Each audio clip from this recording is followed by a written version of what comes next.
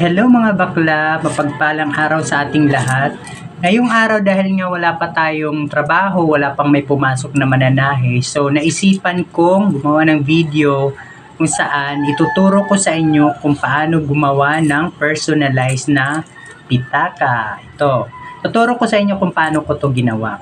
Coin purse or pitaka. Madali lang to. Ang kailangan lang natin is kapirasong tela. Yung tela, syempre pumili tayo ng tela na sa tingin natin is maganda, yung kulay, yung design. Then, zipper. Isang zipper, kapirasong tela, at syempre kailangan natin ng sewing machine. Yun ang kailangan syempre. Pwede na natin kamayin to pero mas mahirapan tayo. So, ang video na to is para lang dun sa may mga sewing machine at saka sa mga hindi pa marunong syempre gumawa nito. Kasi kung marunong na syempre bakit pa kailangan turuan. So, tuturo ko to sa inyo para hindi na tayo bibili. Napakasimple lang napakasimpleng gawin, napakadali. So, hindi tayo mahihirapan dito. At the same time, magagawa natin yung style or design na gusto natin. Yung mas pinatibay na pagkakagawa. So, ito, kita natin to. O, diba? May naman na siya, nilagyan ko na ng laman. So, pwede ditong papel, pwede ring barya. So, let's go. Tuturo ko na sa inyo. Okay. Here we are. Mag-umpisa na tayo. Syempre, itong kailangan natin. Una, ito. Yung kapirasong tela na gagamitin natin sa paggawa ng pitaka. Then, syempre, zipper. Ito, zipper. Kailangan natin ng zipper, then gunting. Ngayon, gawin natin dito is bawasan natin kasi malaki nga siya. So, para makuha natin yung tamang sukat, yung sukat lang na gusto natin, syempre, tayo naman ang magde-decide nun kung anong sukat. Babawasan ko to kasi para sa akin is malaki siya. So, mas gusto ko siyang bawasan, palitin. Kaya nga meron tayong gunting. Ayan, ganito yung gawin natin. Bawasan natin siya ng maliit. Pwede rin naman siya magbawas mamaya pag tinahi na siya. Pero para sa akin, mas maigi kung ngayon pa lang is pabawasan na natin siya. So, nabawasan na natin siya kasi ayaw nga natin na sobrang laki yung ating pitakang gagawin para meron tayong paglalagyan ng mga barya or kahit naman papel, pwede naman siya. At least ito customized na coin purse. Customized siya na pitaka. Sariling gawa natin. Ayaw ko nung sobrang laki. Yung tama lang. Mas maigi yung tama. So, start na tayo sa pagtatahi. Sana maging malinaw yung ating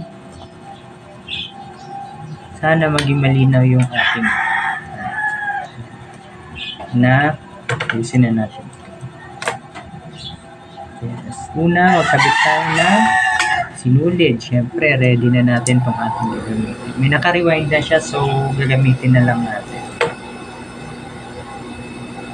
Ayan. Buksan ko na yung makina, so mag-start na tayo. Sana maka-cover ng maayos yung ano. Una, dahil siya ay humihiwalay siya. So, ang gagawin natin dito is basting natin or papasadahan muna natin yung gilid. Yan, tulad ito. Yung gilid, papasadahan yan. Para hindi siya humiwalay. Kasi dalawang parts na. Ganyan lang. Gilid lang siya. Pasadahan natin gilid sa gilid.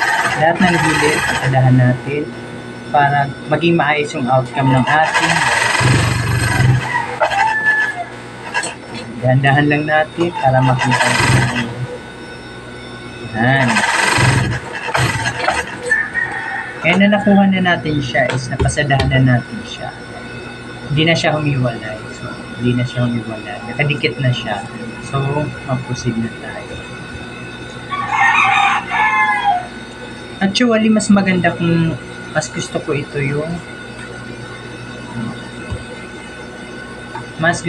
nakahati. Yan. Mas nakahati, mas maganda. Yung nakahati. Tingnan na lang natin. Mas okay siya sa atin. Sadahan natin ang yung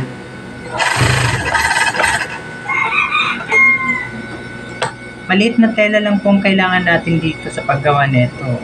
Kaya sulit na sulit nga siya. So, pag meron kayo dyan mga maliliit na tela sa bahay, basta sa tingin nyo maganda yung kulay, pwede siyang gawing pitaka, ay hindi naman siya sayang, maaari nyo itong gawin. So, may dalawang parts na tayo. So, magagawa tayo, sunod natin is magkakabit tayo ng zipper. So, ganito ang pagkabit ng zipper.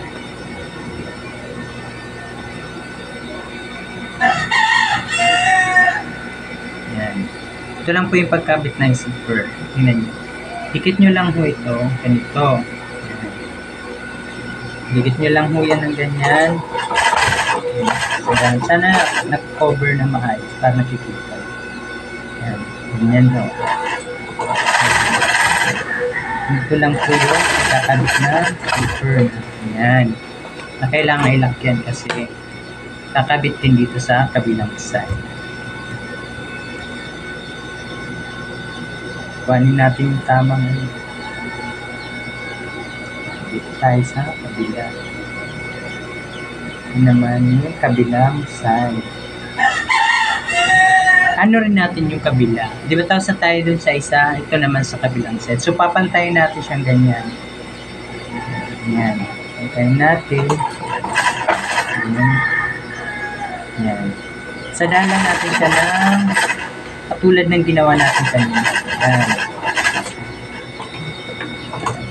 So ngayon, kuha na natin siya. So tingnan nyo. Oh, ayan na siya. Ito na yung natin. Oh. May zipper na siya. Actually yan. Maayos na siya. Oh. So, gawin natin dyan para mas matibay ay lagyan natin siya. I-tapping natin siya. I-tap natin siya ng ganito. 1/16. Sada dito 1/16. So, like, sadahan na natin para mas yan. Sadahan natin siya. Magkabilaan. So, magkabilaan. Dito naman tayo sa kabilang part.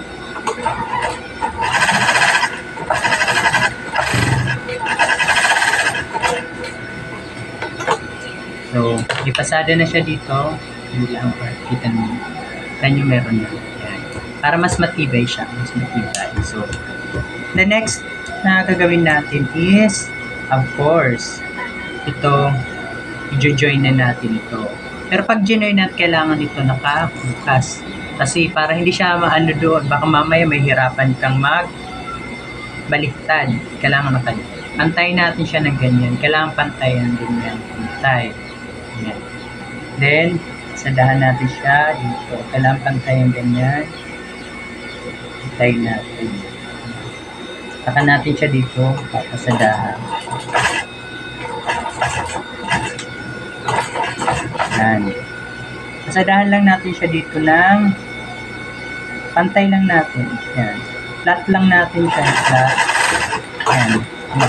Kahit kasi meron siya mga doon sa beads na nasa lalim. So, ang takbo ng ating kinex, hindi siya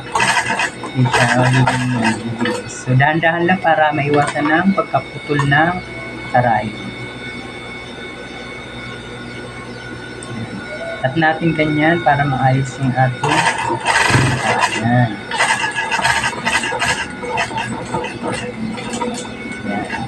Yan. So, dito naman tayo sa kabilang parts. Ikot lang yan. Pa-square lang. Kasi ganyan naman talaga yung mga pouch.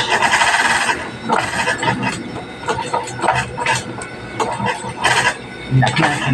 Huwag tayo magkalimot na mag-lock para laging mas matibay ang ating ginagawa. So, ito na siya. Ganito lang siya. Pag gusto nyo na mapaganda na, tingnan nyo muna kung tamang nakuha nyo na yung tamang lock niya. Yung laki na gusto nyo sa isang pitaka. Gusto nyo mas maliit or mas malaki, nasa inyo na po yan. Ito siya, ganyan yung nagawa ko. Parang feeling ko is parang mahaba siya, diba?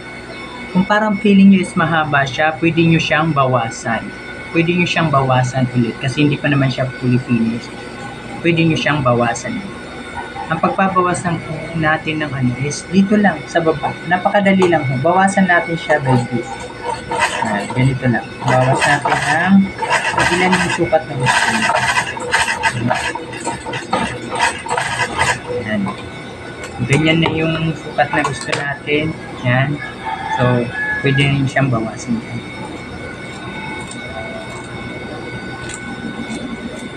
Yan. And then, ito, tulin natin.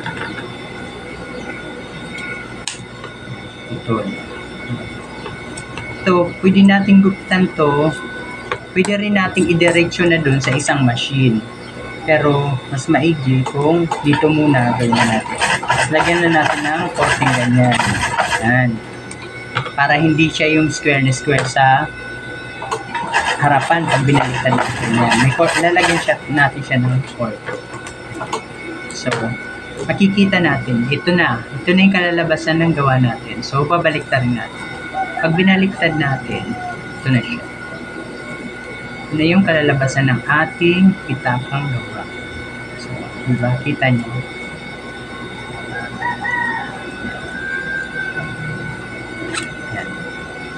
Yan. Yan. Pasukin lang natin dito siya na maayos para maging ayos siya. Napakasimple. Napakasimple lang. Yan. Tapos na. Yes, ito na. Meron na tayong maliit na pitaka. Hindi na natin kailangan bumili dahil ito ay meron. Diba? So, ito na guys yung natapos nating pitaka. Kita mo, diba? Ito. Yan. Diba? Kita natin ito. Finish na siya. So, meron tayo magandang pitaka. Simple lang siya. Hindi mo na kailangan gumastos. Ikaw na mismo yung gagawa. Sa isang kapirasong tela, then isang zipper, basta meron lang kayong makina magagamit, ito na yung magiging outcome. So, yan. Yan na yung finished na products natin. Finished product. So, pwede natin lagyan dito ng pera, kung mayroon kang pera man. Pwede siyang barya, pwede siyang ilagay mo dito. Yan, finished. Thank you. Finished product natin. Kita na. Yan. Ganda na siya. So, yan. Baliktaran siya yan. Yan. Yan. Ngayon, lagyan na natin siya ng barya para makita natin. Yan. Lagyan natin ng, diba, papel, kasya yung papel dito. Yan. Ito, barya. Charan! Oh. So, ito na. Meron na tayong customized na pitaka na hindi natin kailangan bilhin. Tayo na mismo gumawa at makukuha pa natin kung ano yung gusto nating sukat.